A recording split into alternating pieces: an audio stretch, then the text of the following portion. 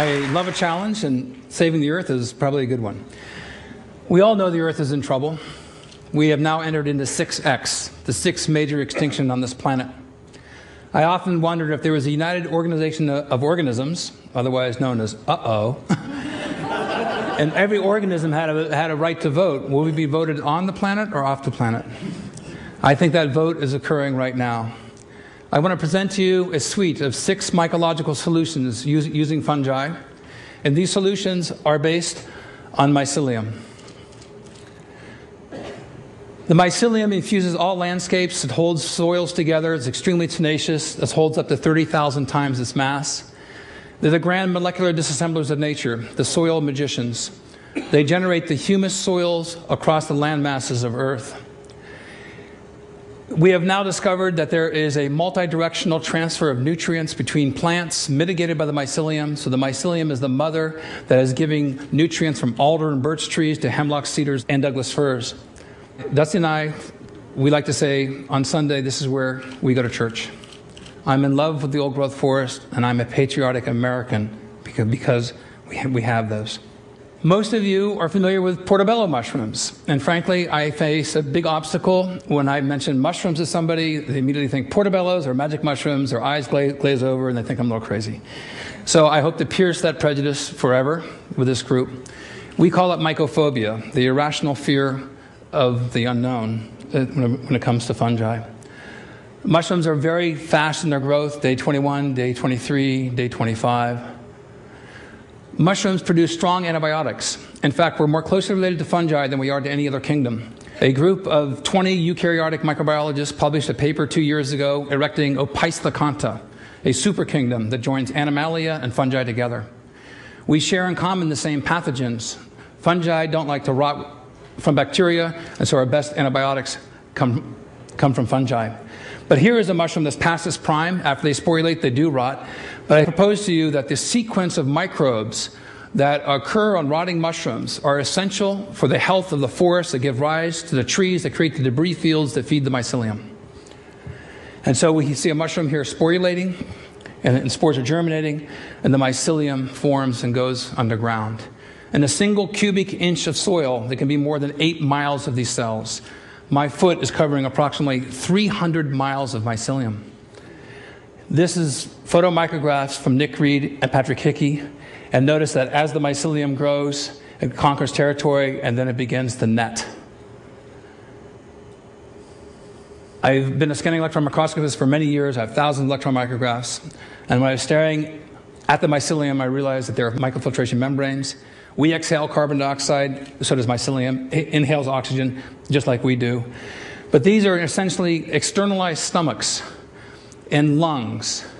And I present to you the concept that these are extended neurological membranes. And in these cavities, these microcavities form, and as they fuse soils, they absorb water. These are little wells. And inside these wells, the microbial communities begin to form. And so the spongy soil not only resists erosion, but sets up a microbial universe that gives rise to a plurality of other organisms. I first proposed in the early 1990s that mycelium is Earth's natural internet. When you look at the mycelium, they're highly branched. And if there's one branch that is broken, then very quickly, because of the nodes of crossing, internet engineers maybe call them hot points, there's alternative pathways for channeling nutrients and information. The mycelium is sentient. It knows that you are there. When you walk across landscapes, it leaps up in the aftermath of your footsteps trying to grab debris. So I believe the invention of the computer internet is an inevitable consequence of a previously proven biologically successful model. The Earth invented the computer internet for its own benefit, and we now, being the top organism on this planet, is trying to allocate resources in order to protect the biosphere. Going way out, dark matter conforms to the same mycelial archetype. I believe matter begets life. Life becomes single cells become strings, strings become chains, chains network. And this is the paradigm that we see throughout the universe. Most of you may not know that fungi were the first organisms to come to land. They came to land 1.3 billion years ago, and plants followed several hundred million years later. How is that possible?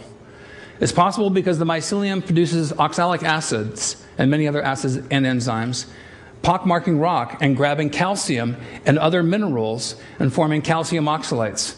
Makes the rocks crumble, and the first step in the generation of soil.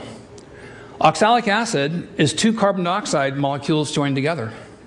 So fungi and mycelium sequester carbon dioxide in the form of calcium oxalates, and all sorts of other oxalates are also sequestering carbon dioxide through the minerals that are being formed and taken out of the rock matrix.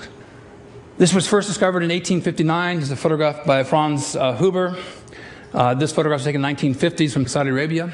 420 million years ago, this organism existed. It was called Prototaxides. Prototaxides, laying down, was about 3 feet tall. The tallest plants on Earth at that time were less than 2 feet. Dr. Boyce at the University of Chicago published an article in the Journal of Geology this past year determining that Prototaxides was a giant fungus, a giant mushroom. Across the landscapes of Earth were dotted these giant mushrooms all across most land masses, and these existed for tens of millions of years. Now, we've had several extinction events, and as we march forward 65 million years ago, most of you know about it, we had an asteroid impact. The Earth was struck by an asteroid, a huge amount of debris was jettisoned into the atmosphere, sunlight was cut off, and fungi inherited the Earth. Those organisms that paired with fungi were rewarded because fungi do not need light. More recently at Einstein University, they just determined that fungi use radiation as a source of energy, much like plants use light. So the prospect of fungi existing on other planets elsewhere, I think, is a foregone conclusion, at least in my own mind. The largest organism in the world is in eastern Oregon. I couldn't miss it. It was 2,200 acres in size. 2,200 acres in size, 2,000 years old. The largest organism on the planet is a mycelial mat, 1 cell wall thick. How is it that this organism can be so large and yet be 1 cell wall thick, whereas we have 5 or 6 skin layers that protect us? The mycelium, in the right conditions, produces a mushroom. It bursts through with such ferocity it can break asphalt. We were involved in several experiments. I'm going to show you 6, if I can, solutions for helping to save the world. Battelle Laboratories and I joined up in Bellingham, Washington. There were 4 piles saturated with diesel and other petroleum waste. One was a control pile. One pile was treated with enzymes. One pile was treated with bacteria. And our pile we inoculated with mushroom mycelium. The mycelium absorbs the oil. The mycelium is producing enzymes, peroxidases, that break carbon-hydrogen bonds. These are the same bonds that hold hydrocarbons together. So the mycelium becomes saturated with the oil, and then when we returned 6 weeks later, all the tarps were removed, all the other piles were dead, dark, and stinky. We came back to our pile, it was covered with hundreds of pounds of oyster mushrooms, and the color changed to a light form. The enzymes remanufactured the hydrocarbons into carbohydrates, fungal sugars. Some of these mushrooms are very happy mushrooms. They're very large. They're showing how much nutrition that they could have obtained. But something else happened, which was an epiphany in my life. They sporulated. The spores attract insects. The insects laid eggs. Eggs became larvae. Birds then came bringing in seeds. And our pile became an oasis of life. Whereas the other 3 piles were dead, dark, and stinky. And the PAHs, the aromatic hydrocarbons, went from 10,000 parts per million to less than 200 in 8 weeks. The last image we don't have, the entire pile was a green berm of life. These are gateway species, vanguard species that open the door for other biological communities. So I invented burlap sacks, bunker spawn, and putting the mycelium using storm-blown debris. You can take these burlap sacks and put them downstream from a farm that's producing E. coli or other waste, or a factory with chemical toxins, and it leads to habitat restoration. So we set up a site in Mason County, Washington, and we've seen a dramatic decrease in the amount of coliforms, and I'll show you a graph here. This is a logarithmic scale, 10 to the 8th power. There's more than 100 million colonies per gram, and 10 to the 3rd power is around 1,000. In 48 hours to 72 hours, these three mushroom species reduce the amount of coliform bacteria 10,000 times. Think of the implications. This is a space-conservative method that uses storm debris, and we can be guaranteed that we'll have storms every year. So this one mushroom in particular has drawn our interest over time. This is my wife, Dusty, with a mushroom called Fomitopsis officinalis, agaricon. It's a mushroom exclusive to the old-growth forest. The Dioscorides first described in 65 AD as a treatment against consumption. This mushroom grows in Washington State, Oregon, Northern California, British Columbia, now thought to be extinct in Europe. It may not seem that large. Let's get closer. This is an extremely rare fungus. Our team, and we have a team of experts that go out, we went out 20 times in the old-growth forest last year. We found one sample to be able to get into culture. Preserving the genome of these fungi in the old-growth forest, I think, is absolutely critical for human health. I've been involved with the U.S. Defense Department BioShield program. We submitted over 300 samples of mushrooms that were boiled in hot water in mycelium, harvesting these extracellular metabolites. And a few years ago, we received these results. We have 3 different strains of agaricon mushrooms that were highly active against pox viruses. Dr. Earl Kern, who's a smallpox expert of the U.S. Defense Department, states that any compounds that have a selectivity index of 2 or more are active, 10 or greater are considered to be very active. Our mushroom strains were in the highly active range. There's a vetted press release that you can read that's vetted by DOD if you Google stamets and smallpox, or you can go to npr.org and listen to a live interview. So, encouraged by this, naturally we went to flu viruses. And so for the first time, I'm showing this. We have 3 different strains of agaricon mushrooms, highly active against flu viruses. Here's the selectivity index numbers. Against pox, you saw 10s and 20s. Now, against flu viruses, compared to the ribavirin controls, we have an extraordinarily high activity. And we're using a natural extract within the same dosage window as a pure pharmaceutical. We tried against flu A viruses, H1N1, H3N2, as well as flu B viruses. So then we tried a blend, and then a blend combination. We tried it against H5N1, and we got greater than 1,000 selectivity index. I then think that we can make the argument that we should save the old-growth forest as a matter of national defense.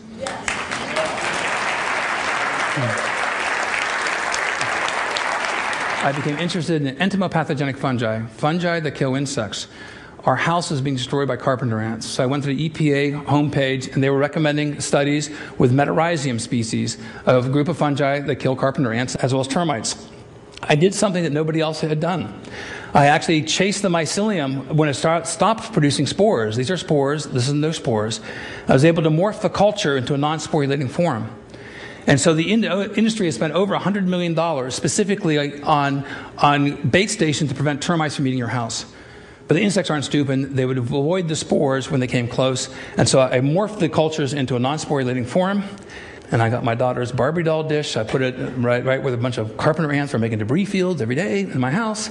And the ants were attracted to the mycelium because there's no spores. They gave it to the queen. 1 week later, I had no sawdust piles whatsoever. And then a delicate dance between dinner and death. The mycelium is consumed by the ants. They become mummified, and boing, a mushroom pops out of their head. Now, after sporulation, the spores repel, so the house is no longer suitable for invasion. So you have a near-permanent solution for reinvasion of termites. And so my house came down. I received my first patent against carpenter ants, termites, and fire ants. Then we tried extracts, and lo and behold, we can steer insects to different directions. This has huge implications. I then received my second patent. This is a big one. It's been called an Alexander Graham Bell patent because it covers over 200,000 species. This is the most disruptive technology, I've been told by executives of the pesticide industry, that they have ever witnessed. This could totally revamp the pesticide industries throughout the world. You could fly 100 PhD students under the umbrella of this concept, because my supposition is that entomopathogenic fungi, prior to sporulation, attract the very insects that are otherwise repelled by those spores. And so I came up with a life box because I needed a delivery system. The life box, you could be getting a DVD of the TED conference. You had soil, you had water, you have mycorrhizal and endophytic fungi, as well as spores like of the agarikon mushroom. The seeds then are mothered by this mycelium, and then you put tree seeds in here, and then you end up growing potentially an old-growth forest from a cardboard box. I want to reinvent the delivery system and the use of cardboard around the world so they become ecological footprints. If there's a YouTube-like site that you could put up, you can make it interactive, zip code specific, where people could join together, and through satellite imaging systems, through Virtual Earth or Google Earth, you could confirm carbon credits are being sequestered by the trees that are coming through life boxes.